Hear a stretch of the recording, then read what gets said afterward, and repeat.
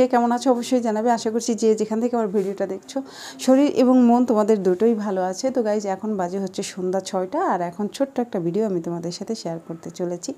এখন সরাসরি চলে যাব সন্ধ্যা দিতে। এদিকে রুমটা গুছগাছ কিন্তু হয়ে গেছে, এখন শুধু জানলাগুলো লাগানো হয়েছে, আমি পর্দাগুলো লাগিয়ে দেবো।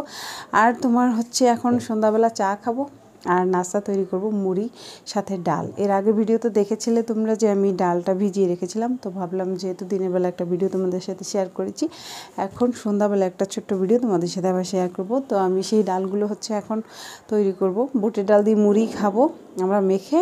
আর কি হচ্ছে রাতেরবেলা রান্নাবান্না সবটা তোমাদের সাথে শেয়ার করবো। এদিকে আজান দিয়ে দিয়েছে, এখন আর কোনো কথা বলবো না, সরাসরি চলো আমি কি করছি তোমাদের সাথে শেয়ার করে দিচ্ছি। তো আমি এখন পর্দাগুলো একটু লাগিয়ে তারপরে চলে যাব সরাসরি সন্ধ্যা দিতে। সন্ধ্যাটা দিয়ে হচ্ছে আমি রান্নার রুমের অনেক কাজ করতে হবে, এখন বাজারগুলো রাখতে হবে, মাছগুলো রাখতে হবে ফ্রিজে, তারপরে হচ্ছে রান্না করব। আর যেহেতু আজকে একটু পোলাও খাবে, একটু কষ্ট তো করতে হবে, কারণ মশলা পিষতে হবে ব্লেন্ডারে। অত মশলা নেই, আছে অল্প করা, তো এখন আবার নতুন করে আরও অনেক মশলা আর কি তৈরি করতে হবে, সেই কারণে একটু দেরি হয়ে যাচ্ছে। তো এই কাজগুলো তো আমাকে একা হাতে করতে হয়, সেই কারণে একটু তাড়াহুড়ো রয়েছে। ওদিকে ওদের টিচার আসবে, ওদেরও নাস্তা দিতে হবে, আমি একটু চা খাবো আগে। সন্ধ্যা দেওয়া হয়ে গেছে, আমি এখন হচ্ছে রান্নার রুমে চলে এসেছি। এই যে দেখো ওনার বাবা বাজার এনে রেখেছে, আলু এনেছে, মাছ এনেছে 3 পদের, তোমার চিংড়ি মাছ এনেছে, পোয়া মাছ এনেছে, আর একটা মাছ আমি চিনি না যদিও, তো মাছ নিয়ে এসেছে 3-4 পদের। তো সেগুলোকে আমি এখন ফ্রিজে রাখবো সব কিছু, কিন্তু তার আগে নাস্তা তৈরি করব। ডালটা আমি এখন বসাবো, নয়তো দেরি হয়ে যাবে। প্রেশার কুকারে দেবো যাতে তাড়াতাড়ি হয়ে যায়, সে কারণে ওরাও পড়তে বসবে, ওরাও আবার নাস্তা খাবে, টিচার আসবে, তো তার আগে হচ্ছে নাস্তাটা করে ওদেরও দেবো। ওর বাবাও খেয়ে আবার একটু বাইরে যাবে, ওর বাবা বাইরে রাতে পড়াতে যায়, তো সেই কারণে। তো চলো দেখতে থাকো আমি এখন কি করছি, আর বাজারগুলো তোমাদের সাথে শেয়ার করবো। রাতের বেলা কী রান্না হচ্ছে সেটাও তোমাদের সাথে শেয়ার করে দেবো। আজকে রাতের বেলা একটু ভালো মন্দ খাওয়া হবে। ভালো মন্দ বলতে অহনা হচ্ছে তোমার পোলাও খাবে, তো সেই বায়না ধরে বসে আছে, তো পোলাও রান্না করব আর হচ্ছে মাংস। রাতের বেলা আজকে কোনো মাছ টাছ তৈরি করছি না, মাছ ফ্রিজে রেখে দেবো। তো সবটাই তোমাদের সাথে শেয়ার করে দিচ্ছি, ঠিক আছে? তো চলো তোমরা দেখতে থাকো, ওকে। তো গাইজ আমি আগে চায়ের জলটা বসাবো, তো আলুগুলো আগে রাখবো।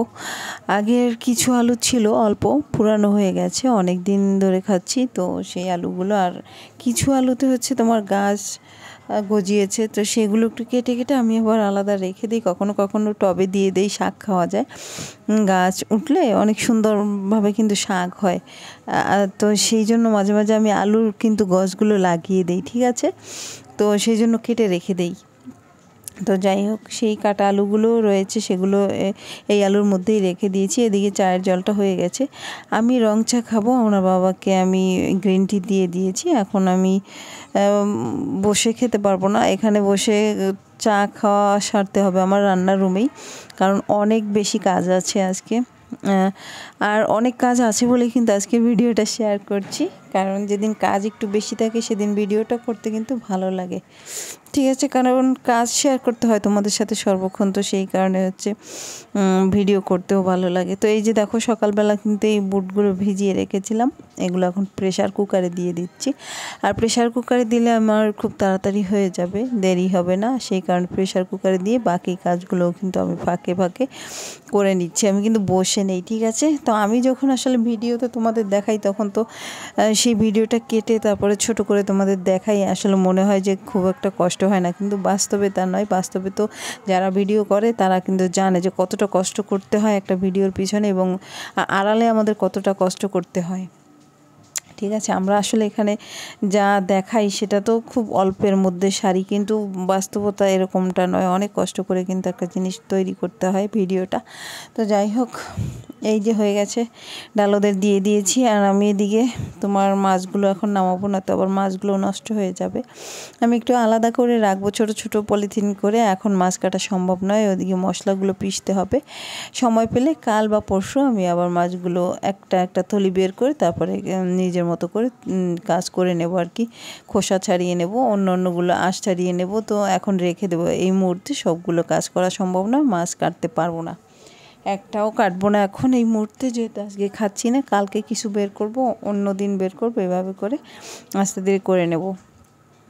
আর যেহেতু লোক কম আছি আজকে কিছু করার নেই। আমার ছোটো ননদ থাকলে আমরা দুজনে মিলে অবশ্য কাটতে পারতাম, কিন্তু যেহেতু নেই আমার একা করতে হবে, তো এতগুলো মাছ একসাথে কাটা সম্ভব নয়। তো আমি অল্প অল্প করে পলিথিন করে রেখে দিচ্ছি, এগুলো ফ্রিজে রেখে দেবো। কালকে বের করব কিছু, পরশু আর কিছু বের করবো। এদিকে মশলাও রেডি হয়ে গেছে।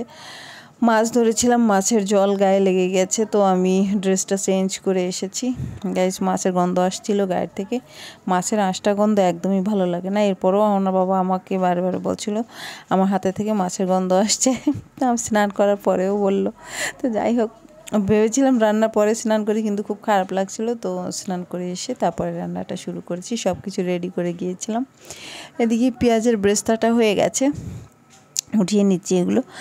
আর হচ্ছে তোমার ওই পাশে আমি পোলাওটা বসিয়ে দিয়েছি, এই পাশে মাংস। তবে পোলাও মাংস রান্না করতে কিন্তু খুব একটা সমস্যা হয় না, দেরি হয় না, তাড়াতাড়ি হয়ে যায়। কিন্তু বিষয়টা হচ্ছে গুছগাছ করতে অনেকটা সময় লাগে। আর যেহেতু আজকে বাজার আনা হয়েছে, বাজার রেডি করতে একটু ঝামেলা হয়ে গেছে। ওই যে বললাম স্নান করতে হয়েছে মাছ ধরে, সেই কারণে বারে বারে বাচ্চারাও বলছিল মাছের গন্ধ আসছে, ভালো লাগে না, তো স্নান করেই ফিরলাম আর কি।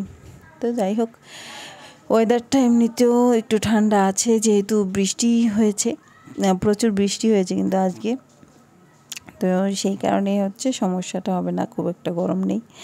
3-4 দিন তো প্রচুর গরম গিয়েছে, এখন আবার মোটামুটি ঠান্ডা লাগছে। তো এই যে দেখো, মাংসটা আমি কিন্তু ভালোভাবে কষিয়ে নিচ্ছি। মাংসটা কষাতে পারলে দারুণ টেস্ট চলে আসবে।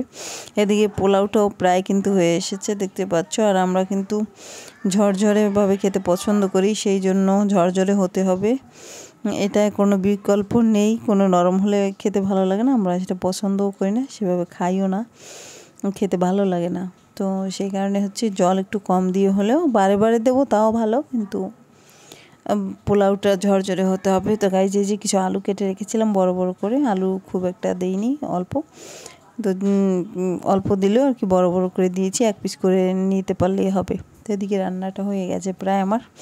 আজকের ভিডিওটা আর বেশি বড় করতে চাইছি না গাইস, ছোট্ট একটা ভিডিও তোমাদের সাথে শেয়ার করলাম। যদি আজকের ভিডিওটা ভালো লাগে লাইক করে যেও অবশ্যই, আর একটা কমেন্ট করবে সুন্দর করে, যাতে আমার ভালো লাগে পড়তে কমেন্টটা। আর তোমাদের ভিডিও তো দেখছি আমি নিয়মিত, তোমরাও আমার ভিডিও দেখবে আশা করছি। যদি ভালো লাগে শেয়ার করে দিও পারলে, আর অবশ্যই আমার চ্যানেলটা সাবস্ক্রাইব করবে যদি আমার ভিডিওগুলো ভালো লাগে দেখে। আর যদি আমার ভিডিও অনেক বেশি ভালো লাগে তাহলে সাবস্ক্রাইব করে রাখলে আমি সবসময় তোমাদের সামনে হাজির হয়ে যাব।